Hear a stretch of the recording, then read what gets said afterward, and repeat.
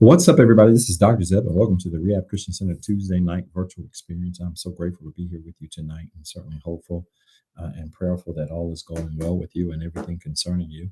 I really appreciate you tuning in tonight, sharing with us as we continue this Proverbs, Wisdom of Proverbs series. It's really been a tremendous blessing. And the feedback, at least we've received anyway, has really been tremendous. And we've heard so many wonderful things from so many of you about how this series has been a blessing to you. And certainly that is really what it's all about. At some point, the word should find you where you are and be able to speak to where you are and bless you where you are and bless your life according to the things that you have going on and that you need in your life. And so that's really what this is all about. And if it wasn't even for about that, I would not even be in this. I'll be honest with you. It is nothing more gratifying, especially at this stage of my life and ministry, than knowing something is said that really gives somebody an aha moment and really makes them walk away with something that is relevant, that is practical, that they can apply to their lives and be everything that they've been called to be. This is really what this thing is all about for me.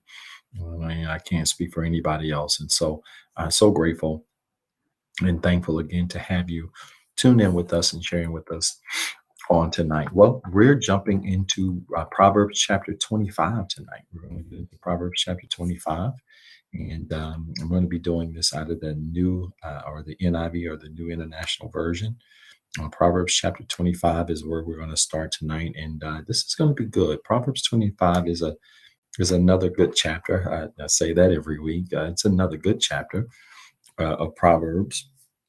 But I like Proverbs 25 because it has some really good variety.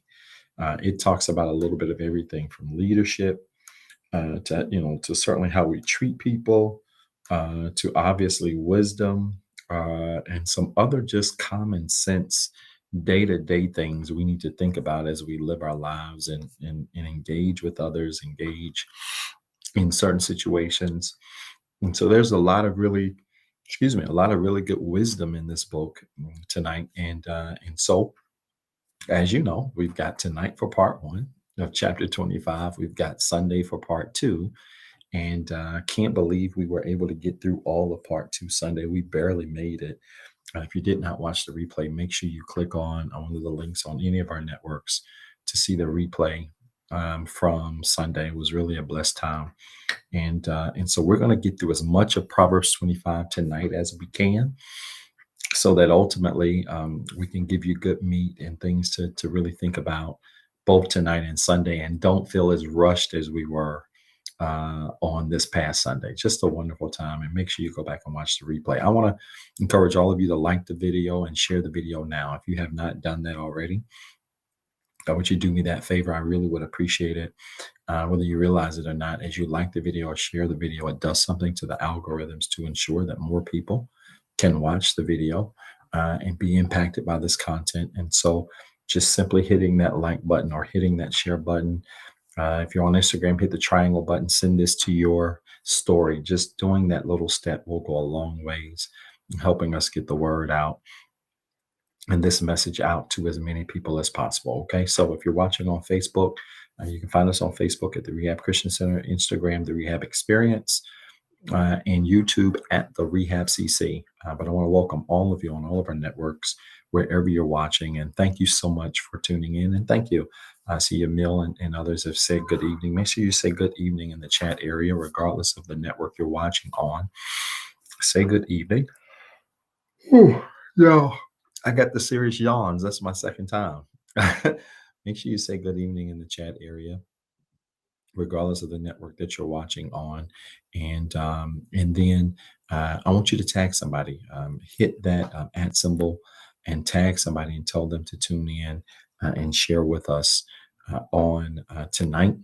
And we would really appreciate that. Now, let's get into this. I want to remind you quickly before I get into tonight. Don't forget about the scripture of the week. It is 1 Peter chapter 4. I hope you've been reading it. 1 Peter chapter number 4 is our scripture for the week. And I will be giving explanation Thursdays on Thursday, as we always do, exclusively on Instagram. And so I hope you've been studying First Peter chapter 4.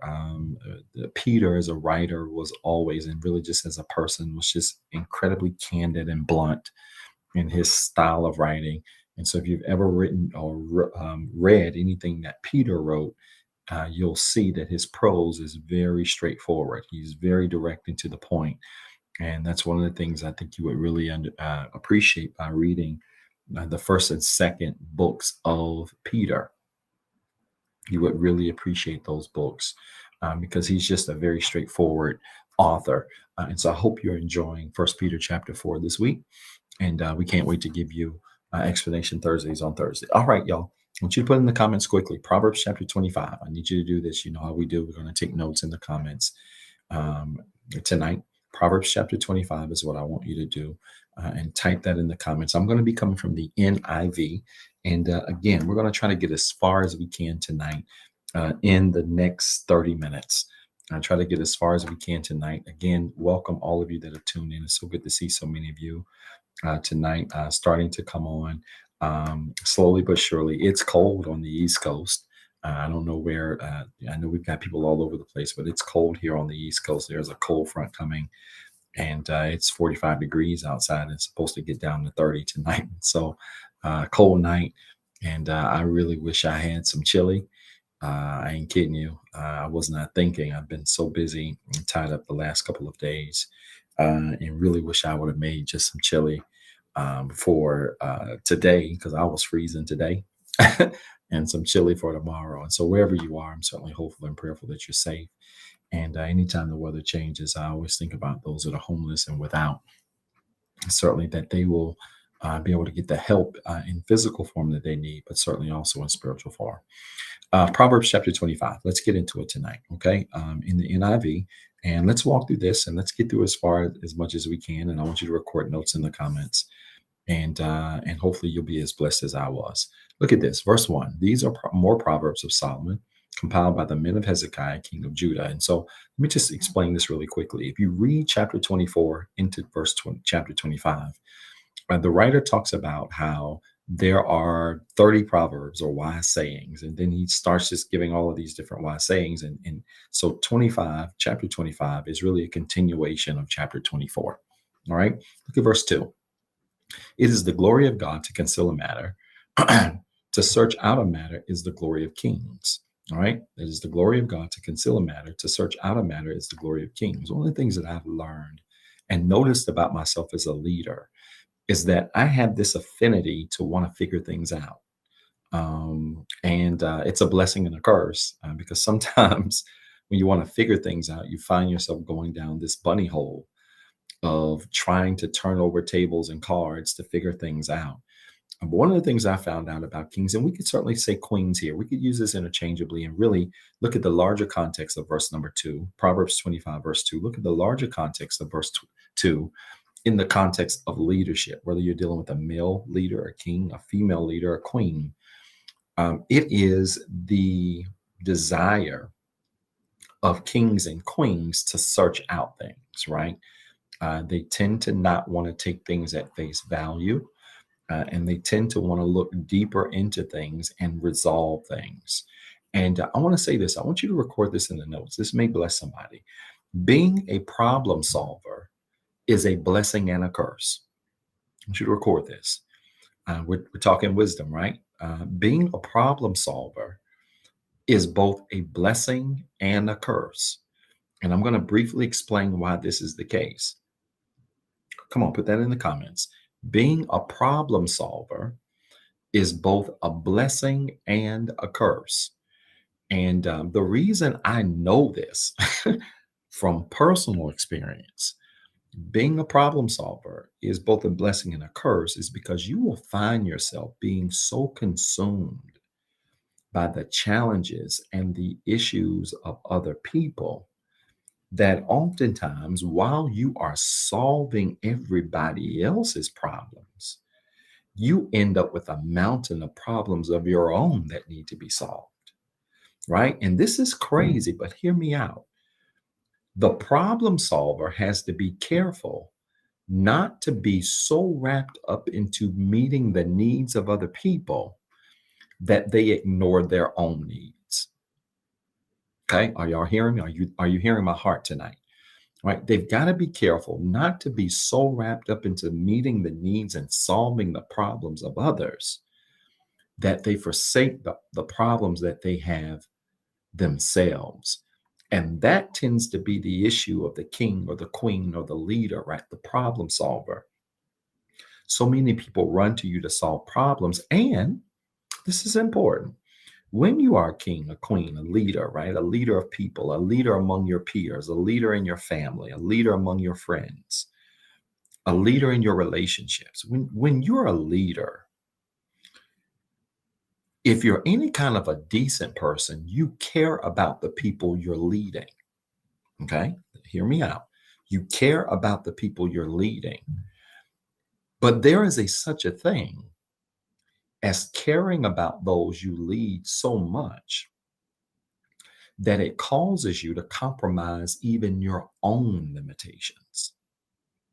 And it causes you to compromise even your own boundaries, right? One of the things that I know about problem solving, people caring leaders is that sometimes they will put their needs on the back burner to ensure the needs of the people around them are met.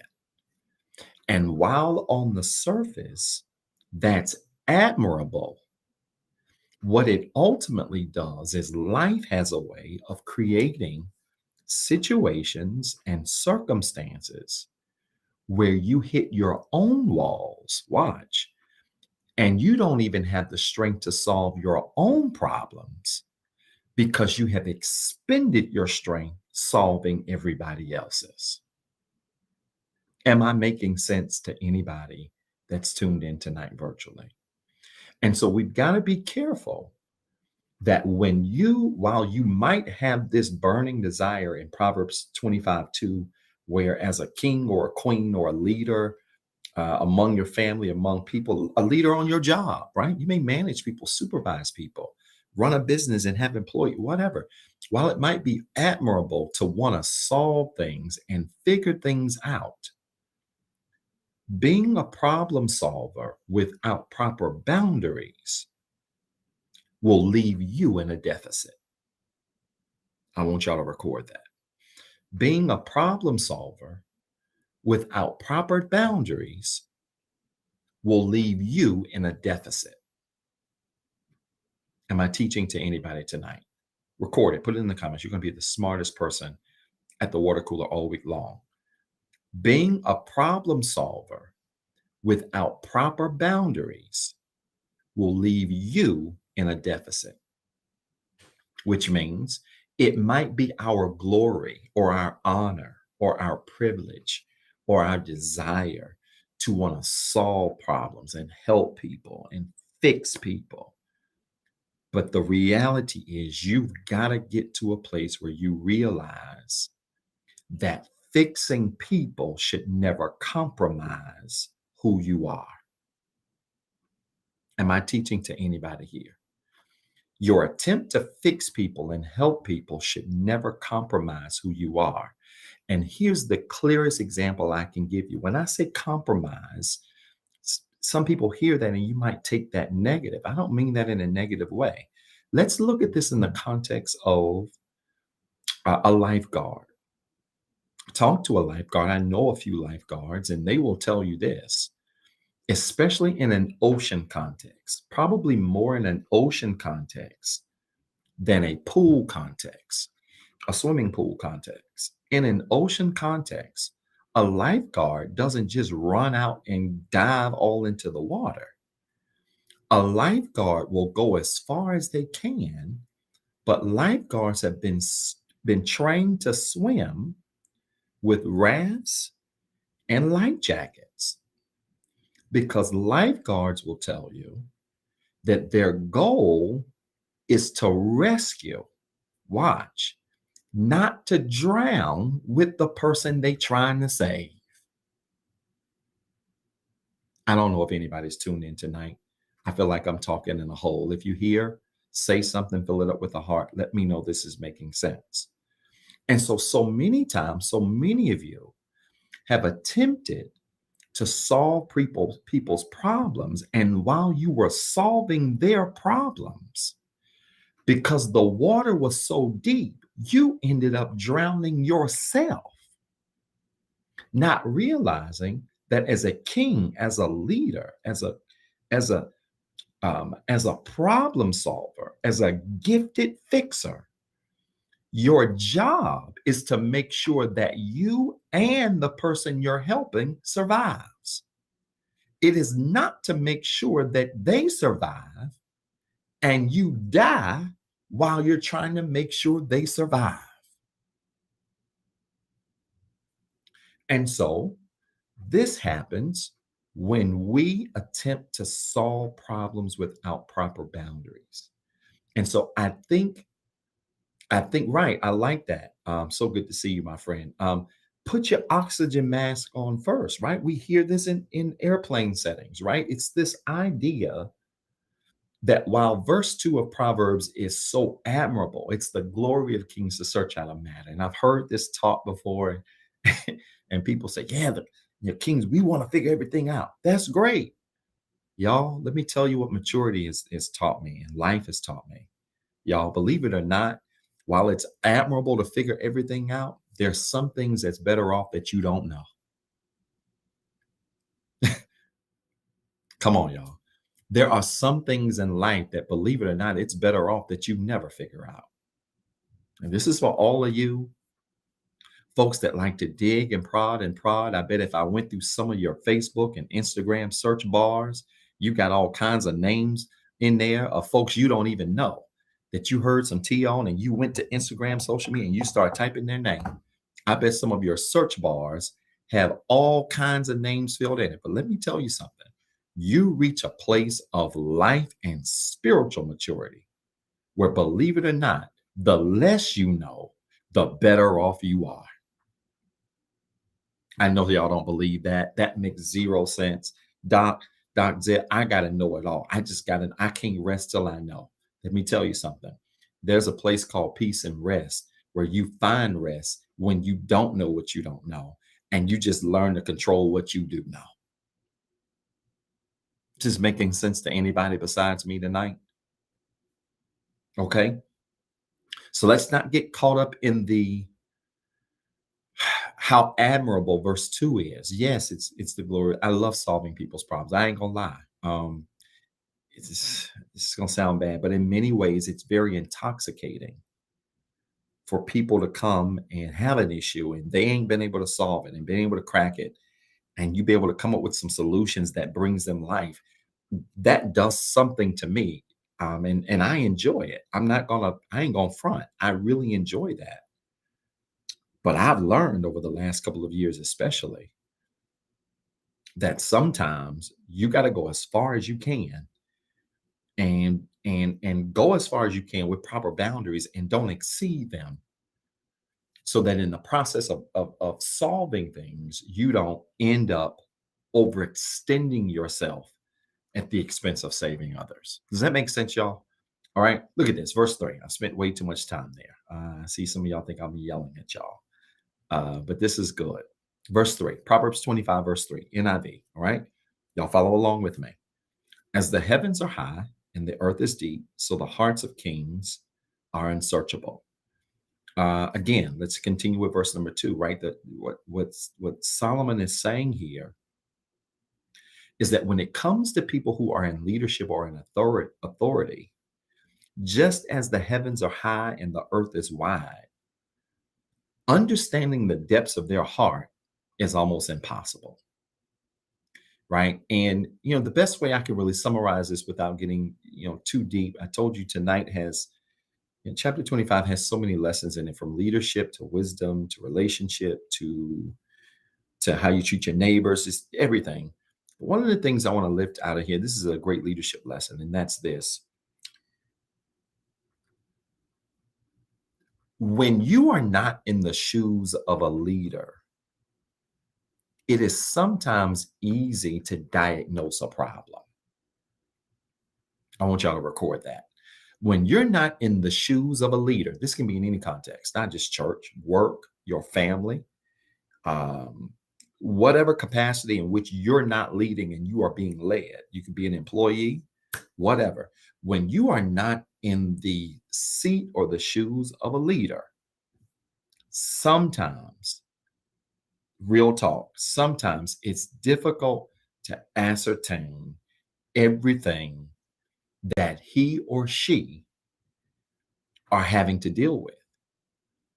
And, the, I can say this now, having been on both sides of many fences when it comes to leadership, as an employee, as a pastor, as a leader, as an entrepreneur.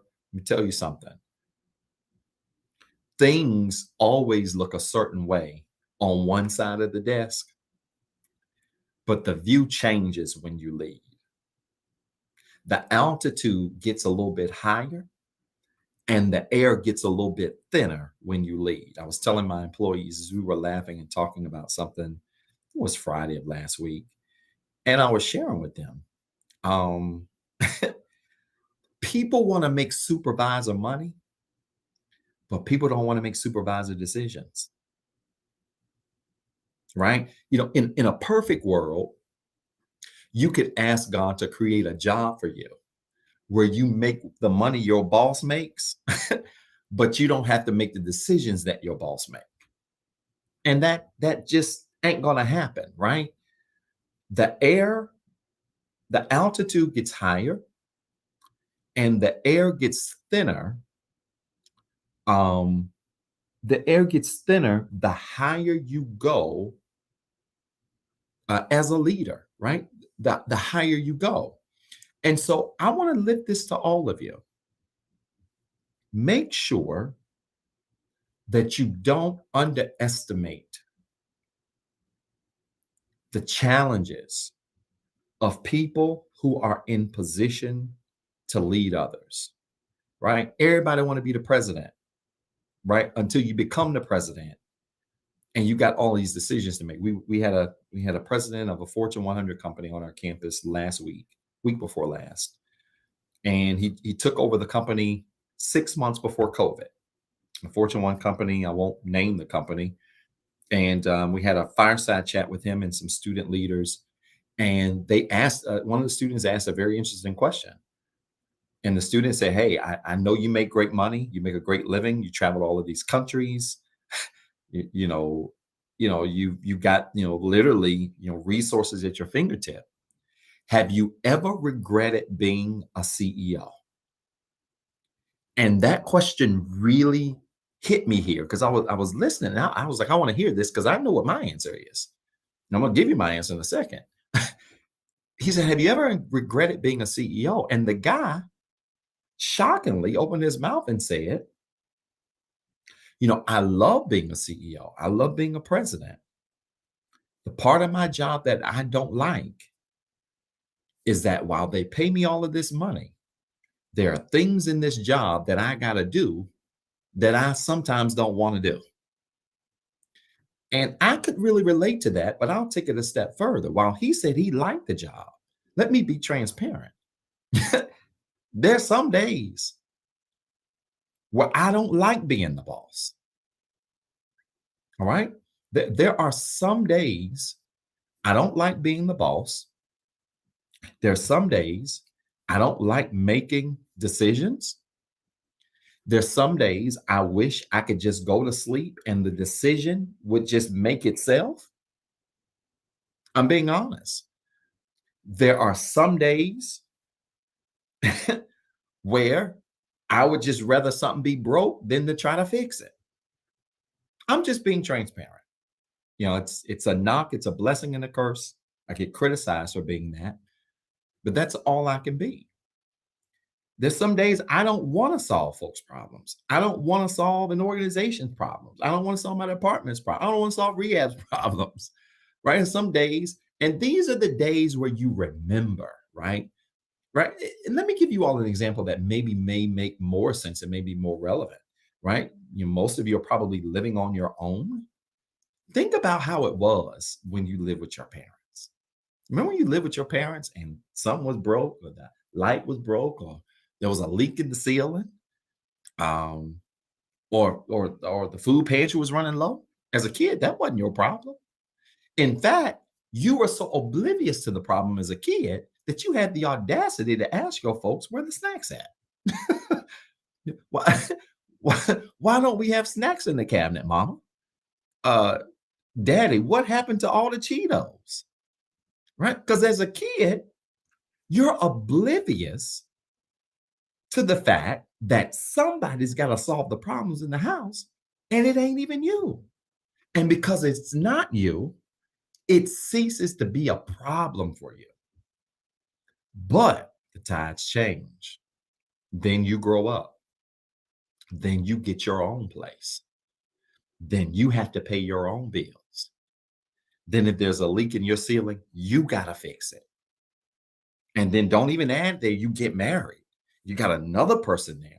Oh, and then y'all have kids. And then now you've got to take care of kids. And it's your kids now that are asking you where all the snacks were. But this is a short pay week. And you couldn't get them everything you wanted to get them. Right? And so I often think about the days of being under my parents' care, whether it's at their house or in their church, and how I really took for granted the things that they had to endure and go through just to lead us and serve us and make sure we're okay. Right. And so when I read Proverbs 25:3, I think about the heart of a king being unsearchable and why you can't get to the depth or the full understanding of the heart of the king.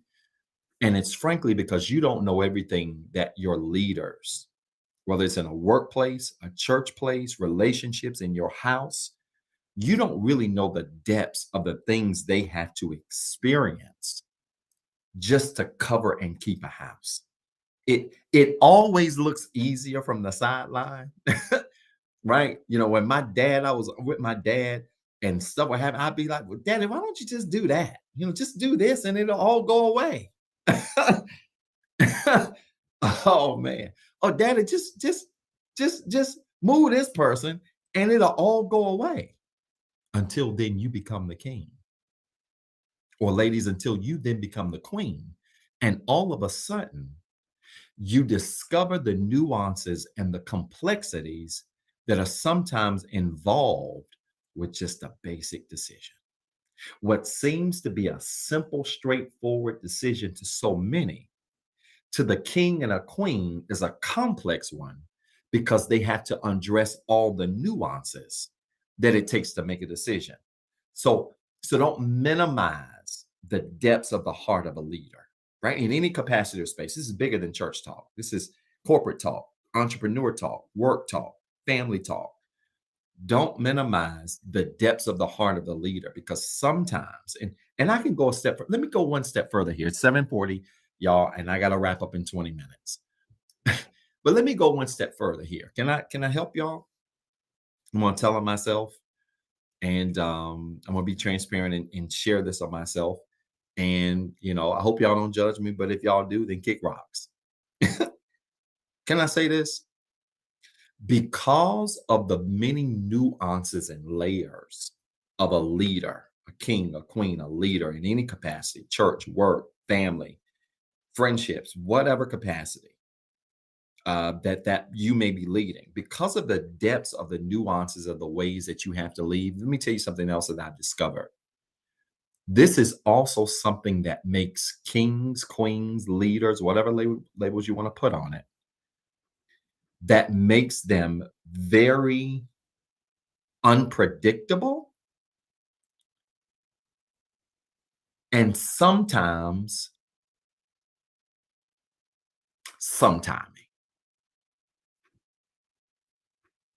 I don't want to offend no other leader. I'll talk about me.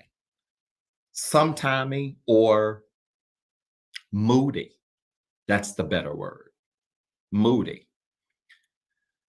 I had somebody tell me this. I had somebody tell me this, and it was true. I didn't like it when I heard it, but I had to sit with it, and it was really confirmed through a friend of mine, a pastor friend of mine, who not only agreed wholeheartedly, but gave me some examples.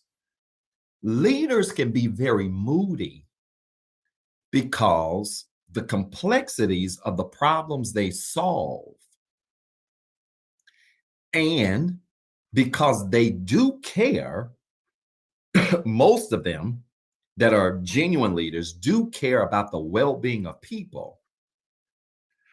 They tend to struggle with carrying the burdens of other people. And just like carrying luggage, the more luggage you walk around with, the heavier it's going to be on you. And this is why being friends with a leader, dating a leader, marrying a leader, having a leader in your top 5, a leader being one of your BFFs. This is why being connected to a leader on that level is not for the faint of heart. Are y'all listening to me? It is not for the faint of heart to have a leader as one of your best friends. Because that leader, if he cares about the people he leads, if he cares about the circles that he's responsible for, if he cares about the things he's accountable for, that leader, sometimes his or her mood is going to ebb and flow with the things that they're responsible for. Now, I know, there ain't but one, especially in the spiritual context, there ain't but one leader, church leader, that I really think walks on water. Y'all just, I'm not being funny. I'm kind of being funny, but I'm kind of not. And I want to meet him. And that's Joel Osteen. Now, I want y'all just hear me out. I don't care what you think about Joel Osteen.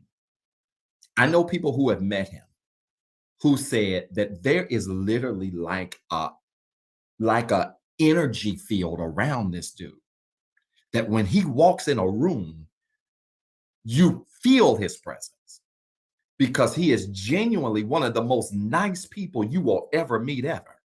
Now, I'm not telling you what I've heard. Well, I am telling what I've heard, but I'm telling you what I've heard firsthand from people that I trust, who talk about his presence is so intoxicating that when you're around Joel Osteen, like you really feel like you near Jesus. I'm not making this up, for real talk. But I also know somebody who knows him personally, who talks about when you are with him privately, his moods can fluctuate. And it makes sense, because you would think, wow, I see this dude on TV. He starts off his sermons with a joke. And you just feel like you're talking to your homie, or your homie's teaching to you, and you just feel like you just won with the preacher, right? You just feel like that. How can this guy be privately kind of all over the place sometimes? And I get it. I'm not Joel Osteen. I don't have what he has. I don't have the influence that he has. But I get it. Joel Osteen is a genuinely good guy. And when you are, and you care about the spaces you lead, other people's problems really weigh on you. They do. And this is something that honestly has impacted, even, if I can be transparent, has impacted even some of my personal relationships, where I would let the challenges and the problems I got to fix and solve bleed into the relationships, personal relationships that I had with people. And this is why, again, being friends with, dating, marrying, whatever you want to put it, a leader or somebody who has a lot of responsibility, y'all, it's not easy, because some days you're going to love them. You're going to be attracted to them and magnetic to them. It may not always be attractive in the sense of wanting to be with someone. When I say attractive, I don't mean wanting to be with somebody, right? You can be attracted to somebody, or pulled into somebody because of their energy and what they do and how well they do it and their personality and their demeanor, right? So when I say attractive, I don't mean in the sense of want to get with somebody, but you can be attracted to somebody who is a leader and their work or their ministry or their business or whatever. And that's a good thing. But if you ever get close to them for real, what you're going to discover is that leaders can be very insecure. Leaders can be very moody because of the weight of the stuff that they have to carry and the need of feeling like they got to always get it right. And if you're going to be friends with somebody like that, date somebody like that, marry somebody like that, work for somebody like that, especially work for somebody like that. Now, I got 9, 10 people that report to me on my job. It's staff people and volunteers that report through church. Personal relationship. If you're going to be connected to somebody like that, some days you're going to want to hug them. Some days you're going to want to choke their neck. I'm being honest. And the only way I can describe this is to say that the depths of the heart of a leader is so much beyond the surface of what you think it might be. There's so many things that go up under the skin and the surface, under the surface of a person with great responsibility that I've learned in being in this place. Now, I didn't know this beforehand, but I've learned now being in this place that you're better off not judging something you've never experienced, right? Don't always take it personal, right? If you never experienced the shoes that they sit in, because there's a whole lot more to it. All right, y'all, I went way off. Verse 4. This blessing anybody? Are y'all tagging and sharing the video? This making sense to anybody? If it is, say something in the comments. I fill it up with hearts. I got 10 more minutes. Let me hurry. Verse 4. I got to try to get through at least 5 more verses tonight. Verse 4. Remove the dross from the silver, and a silversmith can produce a vessel. Meaning, get rid of all the stuff that dresses something up and something can be produced, right? A silversmith cannot do anything with a piece of silver. A silversmith has to remove the silver so that the metal can be refined into what it needs to be. And the greater lesson in all of this is this. When we really want God to change us for real, when we really want to just be changed, period, take God out of it. We really want to just be changed, period. You got to take down the facade of who you are and who you've been. See, I know when people are really ready to change their lives, when they're willing to put down the facade of who they've been, or they're willing to tear down who people perceive them to be, so that we can really get down to the root of who you are. See, this stuff happens, man. This stuff happens so much, especially in personal work. You do a lot of personal work. You've been to therapy, counseling. You understand exactly where I'm getting. Because a good therapist, counselors, if you've done counselor, or if you've done some personal work, you understand one of the first steps you need to do before you can change any behavior is you need to write down and come to grips with what the behavior is that you need to change. And that's in essence what this verse is saying. The silversmith can't do nothing with silver until the silver itself has been removed. And we get down to the metal so that the metal then can be refined. And then we go back and put the dross on the silver, right? And so you can't change in your life until you come into a level of truth about who you are. You can't change anything about your life that you don't like until you come to a level of truth about that thing that you need to change. And see, this ain't for people walking around acting like they ain't got nothing they don't need to change. Ain't nothing wrong with them. The problems with everybody else. No. You will always be that piece of silver metal that's trying to change or be changed, but you will never see or experience real change until we strip you of all of this stuff, right? The facade, your ego, your pride, what you want people to think you are versus what you really are. Because the reality is what you want people to think you are and who you really are normally are two totally different things, especially in the context of wanting to change and grow and be a better person. If you can honestly say to me, Dr. Zeb, I'm trying to be a better person. I want my life to be better. There's some areas of my life that I really need to improve on.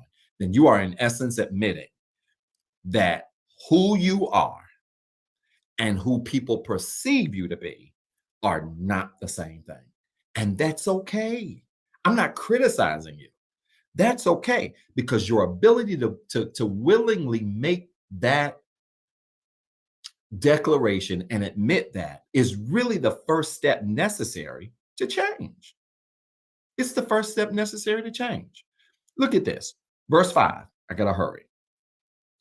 Proverbs 25:5. Remove wicked officials from the king's presence, and his throne will be established through righteousness. Right? So, in other words, surround a king or a leader with people who are righteous, who are trustworthy. And that king, that queen, that leader's throne is going to be established. One of the things I'm so mindful of is about who I allow to connect with to me, who I allow to connect to me, not just personally, but even in leadership, right? And many of the folks that are tuned in that were there when we were in person will tell you I'm real funny about promoting people and giving titles and stuff, because you give folks a little, especially Black folk. I'm just gonna keep it a buck with y'all. I don't know what it is about us. Sometimes you give Black folk a little bit of authority and it goes straight to our head. Like we get moved from fries to shakes and we start tripping, laying folk out, cussing folk out. And I'm real hesitant in just easily granting people authority, because the people you have around you that are in charge can impact your ability to be in charge. I want y'all to record that. The people around you that you have in charge can impact your ability to be in charge. That's powerful. The people around you that you have in charge can impact your ability to be in charge. The people around you that you have in charge, this is a good leadership lesson. The people around you that you have in charge can impact your ability to be in charge. So leaders, those of you that are entrusted with leading others, leading people, leading responsibilities, be very careful of the people that you choose to help you lead, because they can certainly impact your ability to lead. All right, great leadership lesson here. Look at verse 6. Proverbs 25:6. Do not exalt yourself in the king's presence, and do not claim a place among his great men. Why? Look at verse 7. It is better for him to say to you, come up here, than for him to humiliate you before his nobles. Okay, this is important, right? I'll get to the B clause of verse 7, but let me just break down verse 6 and the A clause of verse 7. This again, don't exalt yourself in the king's presence. Don't claim a space among his great men. Your version may say, don't claim a place at the great table. It is better for him to say to you, come up here with us, than for you to just go up there yourself and humiliate yourself. Let me tell y'all why this is important. What this is saying in normal everyday terms is that it's better for you to be invited to an important event than for you to invite yourself. It's better for you to be invited to an important event than for you to invite yourself. I had an incident one time where I had a friend of mine who was a celebrity, who was a well-known celebrity, had her come and do an event for me at the school, and she came and people were just really enthralled by her. She's one of my former students and just really enthralled by her. She's a great girl. And she did a great job. But when she got there, I had a staff member at the university just bombard backstage, wasn't invited, bombarded backstage, invited herself to dinner afterwards. When we took her to dinner, it was her, and she had some of her family members, 3 or 4 of her family members with her, because she's from the local area. And so she drove in with them and invited herself to dinner, pulled the lady to the side, was asking her for her phone number. Y'all, there's a certain etiquette you follow when you're around great people. Now, let me put this in layman's terms for today, because today, we're in the social media age. So you got a lot of famous people. And I think there's levels to fame. Part of my research in dealing with celebrity culture and millennials and leadership identity dealt with this theme of fame and celebrity and culture. There's levels to fame. Research supports this. I don't want to be too intellectual to y'all tonight, but I'll say this. Research supports that there's levels of fame. There's fame, where you have people who are, actors, sports athletes, movie stars. Then there's fame, where you've got people who are social media famous, right? They twerked a couple of times and now they got 1 million followers. Or or they were in a fight online and their video went viral and now they professional fighters, right? Are they famous? Probably not. But are they famous enough to be recognized and people want a picture and have followers and have influence? Because the connection with fame is really influence. Yeah, right. Because you really don't have fame if you don't have influence. And if you have influence, you have fame. But to the extent that you have fame will really depend on the kind of fame that you have. I'm not trying to bore y'all with my nerd stuff, right? But the point that I'm trying to make, not trying to bore y'all with my nerd stuff, but the point that I'm trying to make is that there are levels of fame. But we understand this, and many of you that have famous friends will understand this too. If a famous friend is having a birthday party, that famous friend probably has other famous friends, right? And so if a famous friend is having a birthday party and they have other famous friends and they're all at a table and they're doing their thing, you don't just bombard that table, right? You go to that table when you're invited to that table. I'm trying to put this in everyday terms so that people understand this in everyday terms. And it's not that you're trying to make it like other people are more important, because I hear some of y'all say, well, they put on their shoes like me, they put on their pants like me, whatever. It's not, I'm not making it about that. I'm not suggesting that it's about that. But look, you ain't gonna roll up on Obama's table. If Obama is in DC at a spot, you ain't gonna roll up on his table and just invite yourself.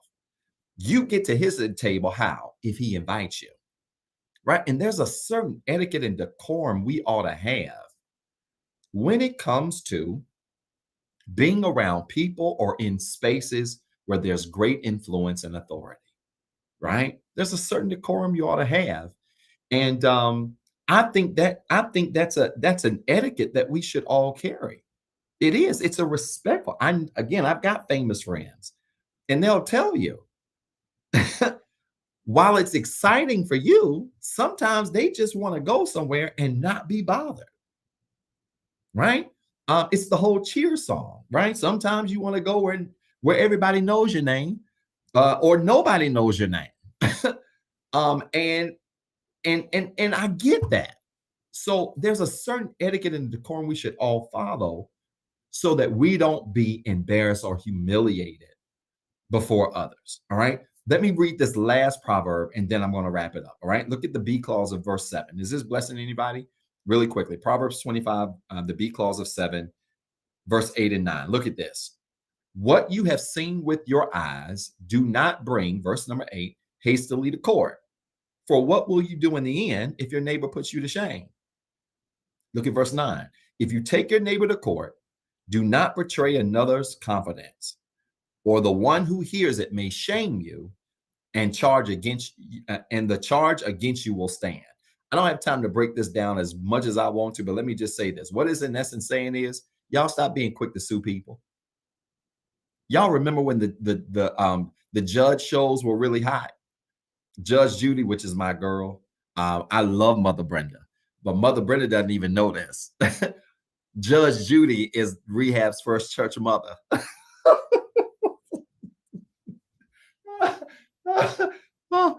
Anybody that knows me knows I love Judge Judy. My therapist in Charlotte looks like a blonde version of Judge Judy, and she talked just like her. She in her 70s. She don't play no games. You talk to her, she'll let you have 2-3 minutes, have your moment, and then she just zap, ho, because you're doing a little bit too much.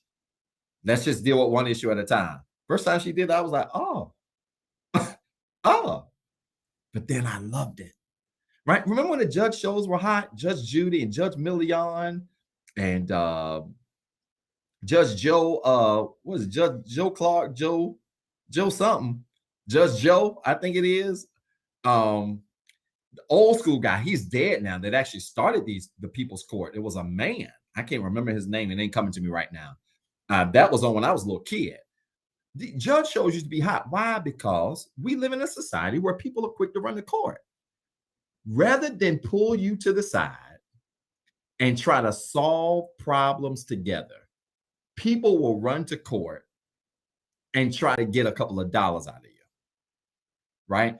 Judge Wapner, Brother Dwayne, how you know about what? That's exactly who it was. Judge Wapner was it, or Wagner. Wagner or Wapner. It was one of the two. You're absolutely right, Brother Dwayne.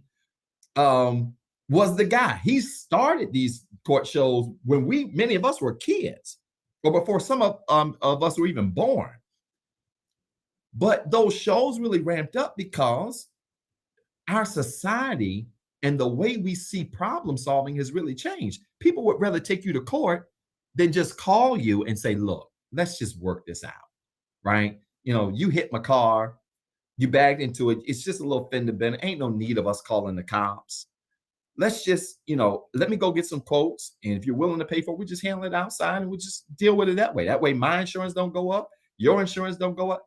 Those days are gone, man. Some of y'all go walk around in Wawa or in Walmart and you see a wet spot on the floor and you literally fall on the ground because you want to sue Walmart.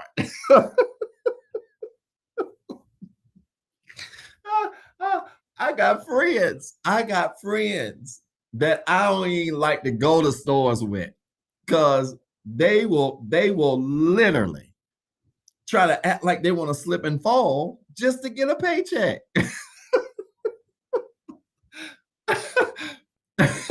Y'all sliding into first base, right? It's crazy. But, while I'm making, of course, obviously making jest about that part, right? There's nothing wrong with having some fun, right?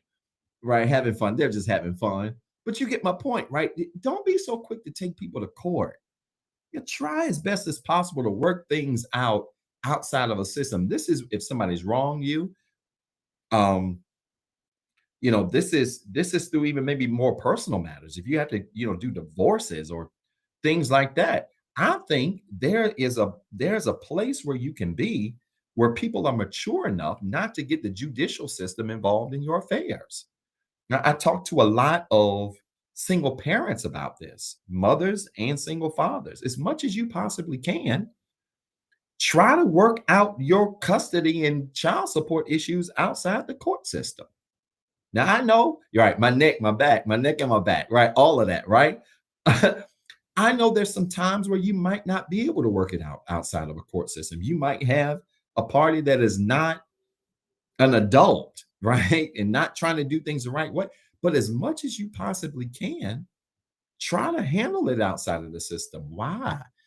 Because I just think there's something very adult-like in being able to solve a problem. Rest in peace, Ezel, by the way. Being able to solve a problem outside of the judicial system, right? But y'all stop being so quick to run to the courts and sue people. Some of y'all, you be in restaurants and you find a piece of hair and what do you in your food and what do? I'm suing. Like I've been in restaurants where people, not the 5-star level ones, but these 2-3-star chain restaurants, you get a little bit of hair on the edge of your potato soup bowl. Boy, I'm suing. Come on, y'all. Let's not be so quick to do that. Because they said, look at verse 8. What you going to do when you run to court and then they put you to shame? What you going to do when you rush to sue and you end up being the one looking embarrassed, right? And then if you do go to court, look at what verse 9 says. Don't tell somebody else's secret. Right? You get mad. Don't start telling a secret because you're mad. There is nothing worse than a friend, 2 friends falling out. And because y'all didn't fell out, you didn't told all their secrets. There ain't nothing worse than that.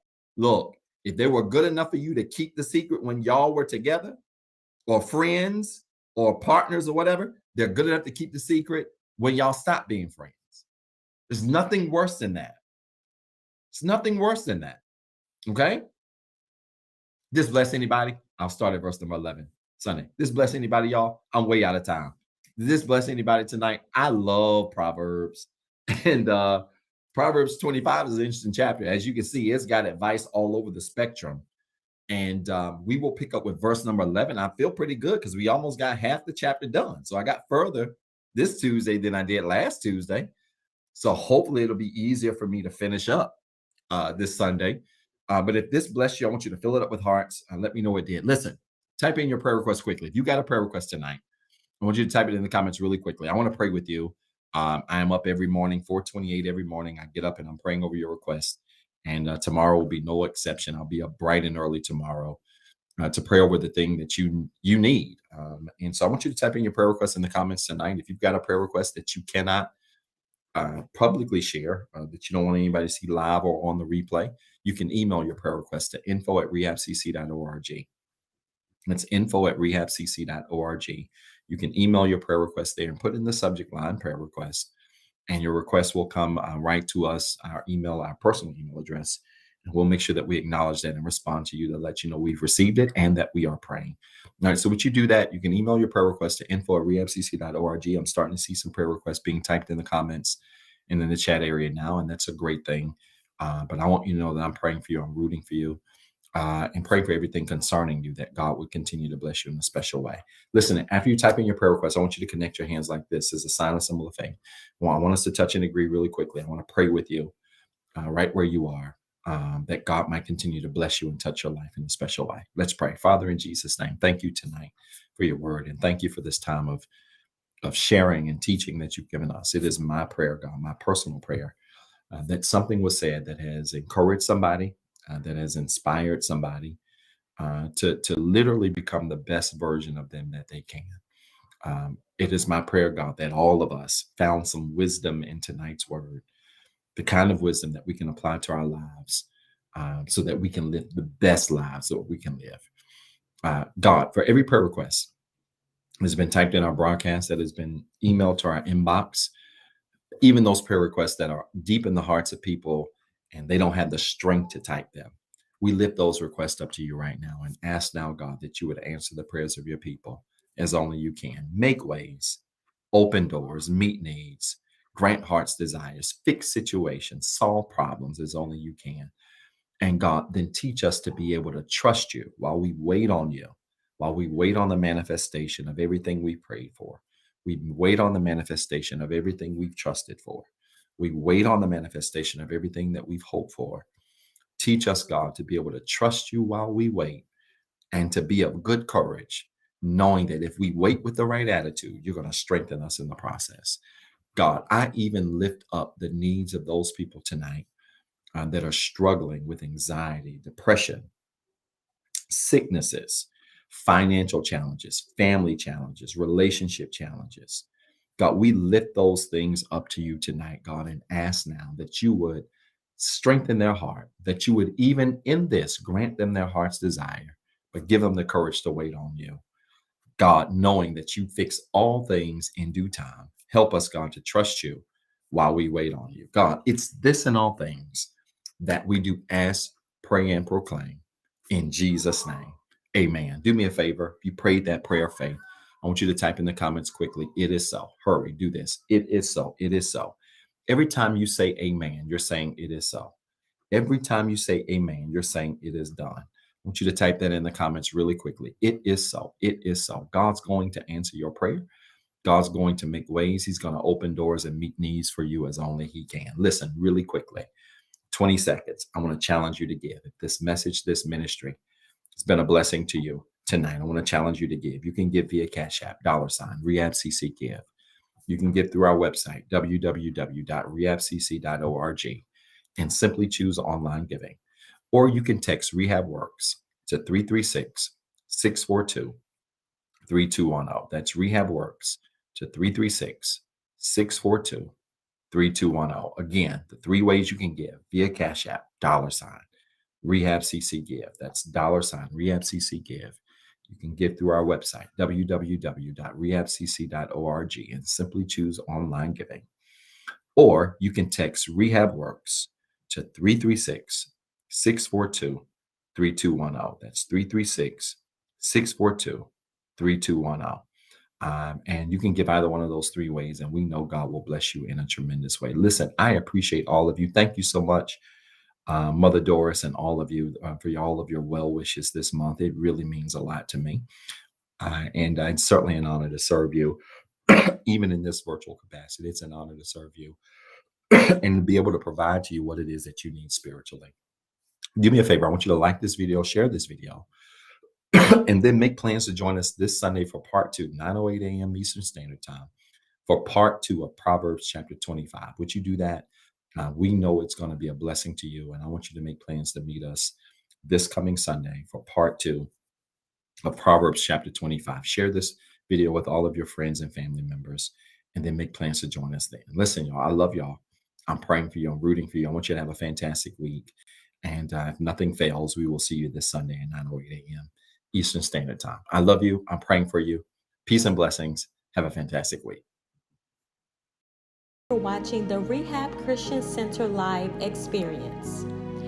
If this broadcast has been a blessing to you and you would like to be a blessing to our leader, Dr. Zeb Talley III, you can sow a seed into his ministry by CashApp at $Pastor ZT3.